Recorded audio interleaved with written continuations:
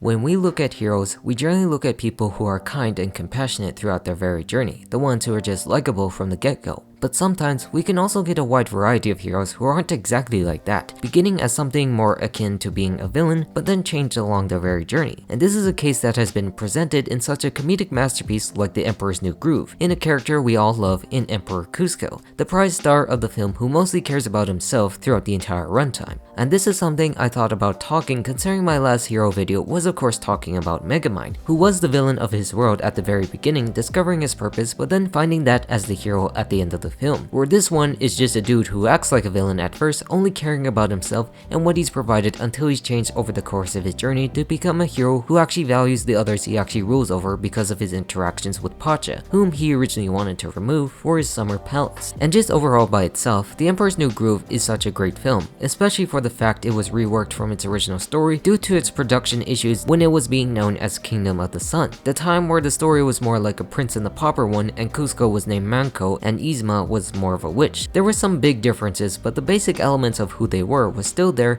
and became the ones we actually love today. An astounding feat salvaging a film with such a troubled production, where Cusco has truly become an all-time favorite Disney hero amidst many in the public. And that's because it was just so unexpected, having someone who could be considered as a villain protagonist for the first half of the movie, or just having someone so arrogant and so above everyone was something truly unique for Disney to do. I mean, of course they have had unlikable protagonists before this point, but that was the fault of their own writing in my taste, where this was actually designed this way to go on this very journey to actually grow as a hero through the use of turning him as a llama and going off with the village leader to know actually more than what he's used to as the overall emperor, all because of his own actions nonetheless, brushing off him and Yzma where he just wanted everything for himself. I mean, when you actually think about it, she's only the villain in this case because he was the villain to everyone, just pushing people out or below, where that truly makes for a fun, entertaining movie. But to really explain why Cusco works so well as a hero is where we have to go back to the very beginning, where he himself is actually narrating the film in the current state of his life. This shows us his first major attribute that sets him apart from other characters, really sort of breaking the fourth wall to us the audience. I mean, most of the time it's really his own voice in some instances, but it's also shown in some scenes where he actually stops the film to actually demonstrate where the focus of the film truly relies, one that was actually heightened in the sequels itself, becoming an important aspect of his character, where it really wants to show you that the focus should be about him and only him most of the time. That we see the film throughout his perspective that he offers, where he wants to shove it a bit more in our faces, setting apart from most other Disney characters except probably Genie in this case of knowing who the audience really is and breaking the fourth wall. And in demonstrating this, he gets us back to the beginning of the events at the peak of his own power, where his attitude is portrayed as an arrogant, comically conceited, selfish, cocky, sarcastic teenager, albeit with a sense of flair and style, as he never takes his job as emperor too seriously at all in his own perfect world. The sequence with his own theme song really showcases the world he's built for himself or was actually built in, walking with a stride full of pride where everyone actually services him at his own will, feeding him without him doing the effort. Where what's really important to actually highlight about this is how he generally does not actually give a crap about leading at all, just dancing the night away until an old man throws off his groove where he gets thrown out of the palace. It just cements that this idea that this man is not your typical Disney protagonist and is clearly something more arrogant and narcissistic, similar to that of other Disney villains, which is kind of odd for a hero, but truly a refreshing take regardless. We even see this actually expanded upon where he has to choose a bride, as it is necessary to continue the throne, where he automatically dismisses each one on the basis of their looks alone, which don't match his standards, as we just stated earlier because of the fact he is a narcissist. And because of this, some can actually infer that this stems from how he was raised, considering his parents were actually not shown from the beginning, where he really didn't have a family to really value others than himself, which can also be faulted to Yzma actually raising him as the advisor. This attitude is also continued in his own head in the way he actually tries to talk to us, explaining he doesn't understand what anyone is saying in the meaningless jargon of politics, focusing more on the physical details instead in his own pea brain, especially when he has to deal with Yzma, who is actually running the kingdom underneath his watch. This is where he virtually fires her just like that, and her new assistant Kronk, because of the fact that she's old. Hey, everybody hits their stride. You just hit yours 50 years ago. His entire personality, although unlikable and self-centered, is just truly fantastic, and David Spade really captured the spirit of this so well with this laid-back, don't-wanna-do Jack Emperor attitude, removing Yzma so he can do more of what he personally wants. Another great thing about this is how he treats it as more of a company downsizing, rather than a country filled with citizens who actually live their daily lives in expanding horizons for his own personal ventures, as featured with Pacha being the village leader coming to help with Cusco's problem. And the problem we see here is that he just needs to find the most sun on the hill, where Pacha actually lives. All just to show that he wants to build Cuscotopia as his summer palace, all for him, planned by him, being the birthday present just for him. Isn't it great? It's my birthday gift to me! It's just all about me, and virtually nobody else, removing Pacha from the equation in its entire village. When I give the word, your little town thingy will be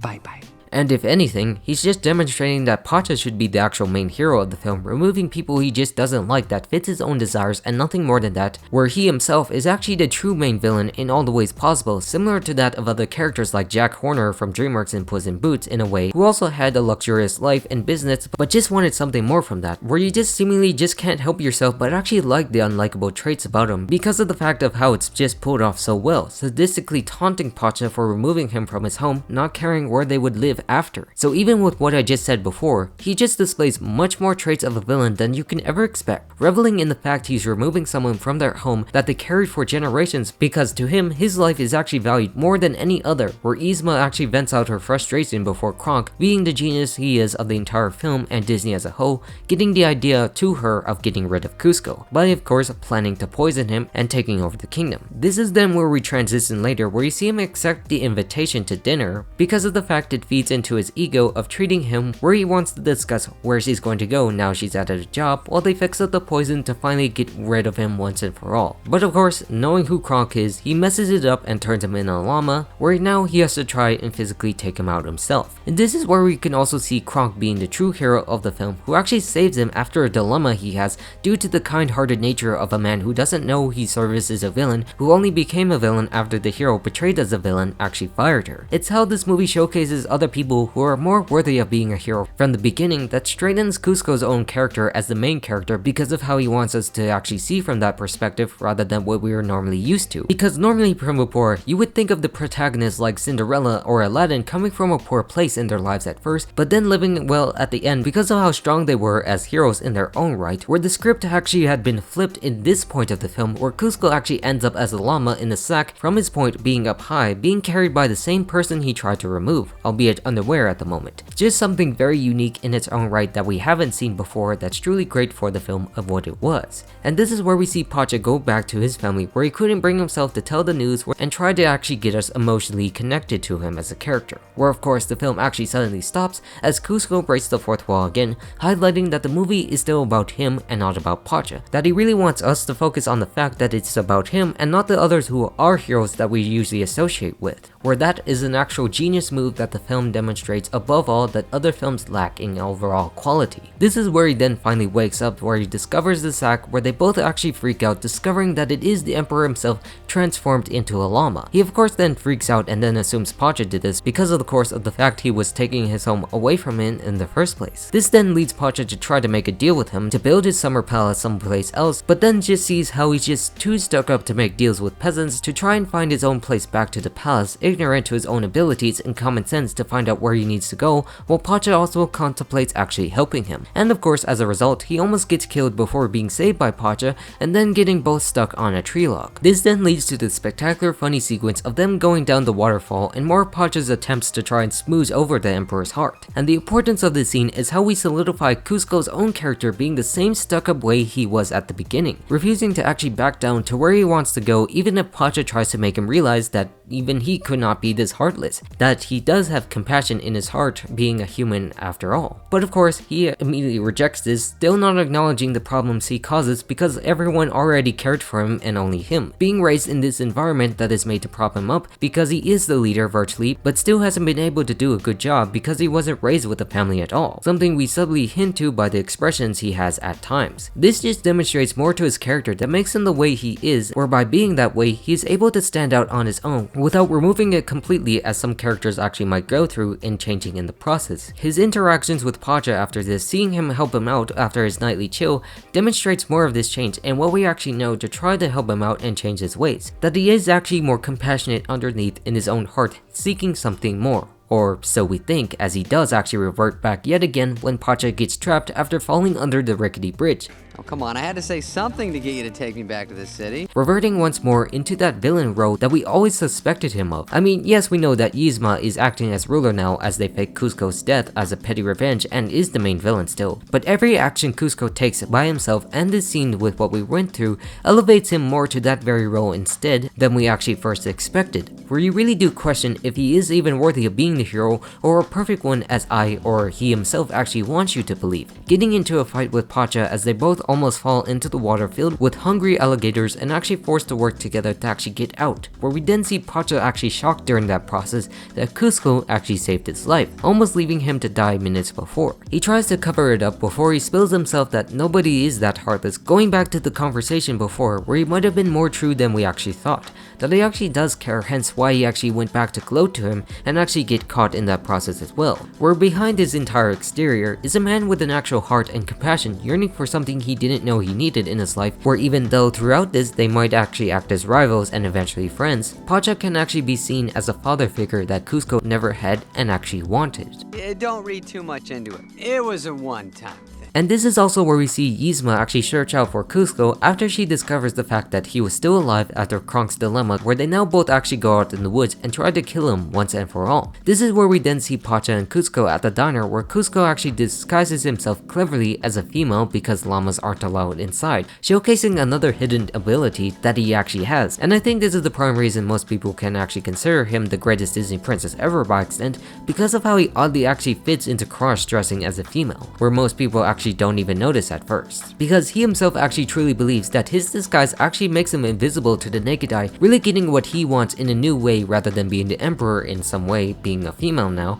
while Pacha actually discovers that Yzma actually wants to kill him instead of what he believes to help him out. This also shows us that he seemingly drops his female voice while talking to the chef, while Kronk also becomes the new chef successfully, and how Pacha actually tries to warn him that they want to kill him. I mean, not Kronk of course, because he actually does have a good heart, but the lady he deems to be creepy beyond all reason of course. But knowing who he is, as he hasn't really given up the attributes he has as a character, he still does trust Yzma and Kronk because they're still below him as a character, really thinking that Pacha is still conspiring against them, causing them to part ways before he actually discovers that he was telling the truth, making him depressed and sad for his own actions, where he even argues with his own self to actually shut up, as we already know what happens from this point in the beginning of the movie, because he knows he can't fix the damages he caused to his life, ending up here before trying to find Pacha once again, really happy to see him and apologizing, wanting to become human again, where I must point out that he wants to become human again in both senses of the word, trying to actually become a compassionate person who actually values others, as he actually didn't do that before. This is where they find out that Yzma and Kronk have actually made it their way to Pacha's house to try and actually find him, where Pacha's own wife actually tries to stall them to actually help them get back to the palace first, resulting in the most excellent nonsensical sequence the entire movie has to offer, ending back at the secret lab where they discuss how nobody actually knows how Kronk and Yzma even managed to get there in the first place, really showcasing how the movie is just so clever, admitting the ways they just wrote them into the scene just to provide conflict to the plot in a very good way, mind you.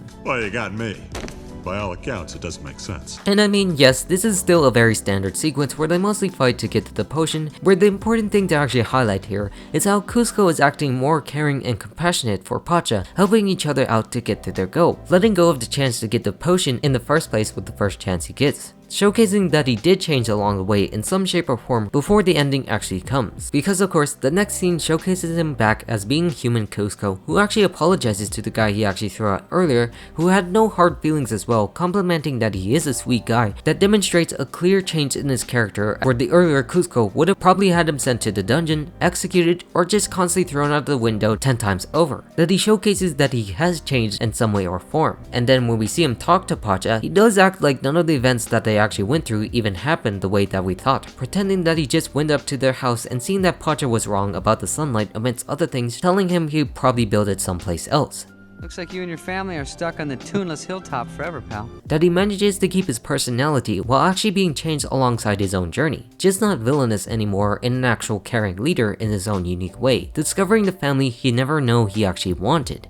and in the end, it turns out his palace is just the same model he had where birds actually hang out, or he just has a small shack where he joins in with Pacha's family to have some summer fun, accepting this new family as a result and learning the lesson of caring for others. So in short, Kuzco is actually a perfect hero in the ways you don't expect a hero to actually be. He really breaks the standard and tradition of what we know before or even after in Disney or in general with animated characters. How you can actually take a selfish, vain narcissist who values himself, where he actually revels in the torture of those below him, but then change him to become more compassionate, acting as a leader who cares about the people he rules over, is nothing short of remarkable and a lot of fun. That sometimes heroes actually do come in the most unlikely situations, either from the bottom or actually starting out at the very top and still remaining to be there, keeping a major part of who they are without completely changing them into something else. And that is something we truly need more of, to actually have more light on heroes who are really more villains but actually redeemed into the hero roles that they were actually written for at the very start. Something more as a way of expanding storytelling possibilities and of course demonstrating more of the 2D style, as this movie expresses itself unlike any other. Because I really don't think Cusco or any of the characters would have actually worked in any other form, demonstrating an endless potential that has yet to be uncovered. Because the main characters who truly believe they are the main characters are the greatest ones above all, and why Cusco remains to be a perfect hero in his own right, and one that really remains above every other individual they have created at this point. And with that said,